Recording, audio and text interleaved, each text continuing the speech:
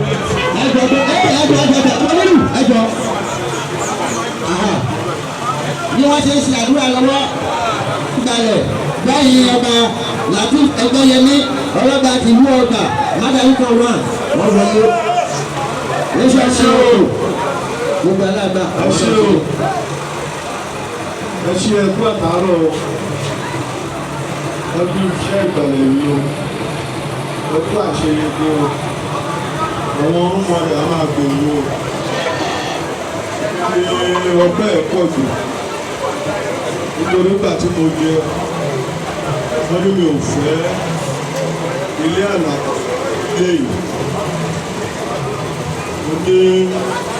nǹkan àrà nǹkan ọ̀tún ni mo fẹ́ lórílẹ̀ yìí mo rí pé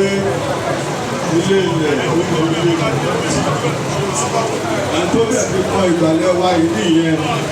gbogbo ibi tí ká lọ́ọ̀dù sí ní every corner lórílẹ̀ yìí wọ́n ṣe ọ̀tá gbogbo ìgbèríko ìlú yìí àti wípé kì í ṣe ilé ìwé ìfowópamọ́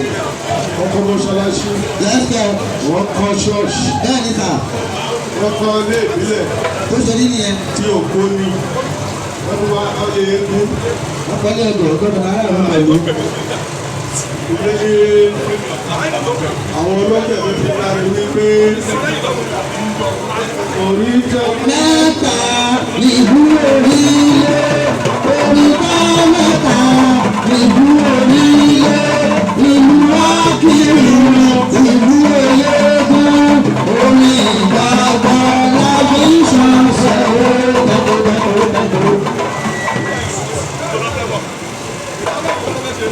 àwọn Christian ní àwọn ọmọrú lọ́kìdébì ní kí àwọn bá máa ṣe ìsìn tó máa papọ̀ mọ́ ọdún ẹgbẹ́ mọ́ ọ̀dẹ̀ ń dàgbọ́ àwọn Muslim náà wọ́n bí mi wọ́n yìn mí wípé táwọn bá wà mọ́ṣáláṣí bí eégún bá jáde láti gbàlẹ̀ yìí wọ́n dé mọ́ṣáláṣí yẹn wọ́n tó débẹ̀ wọ́n á pàlè wọ́n bá dẹ̀ ti kọjá mọ́ṣáláṣí wọ́n á bẹ̀rẹ̀ eré wọn. àwọn fi sọ pé a fi hàn pé ètùtù káà ń ṣe ó gbà wọ́n fún mi ní àṣẹ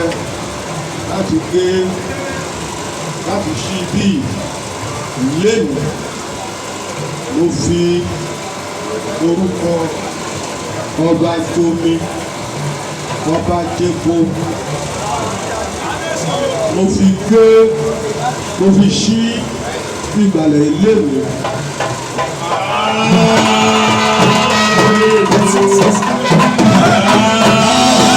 Thank you.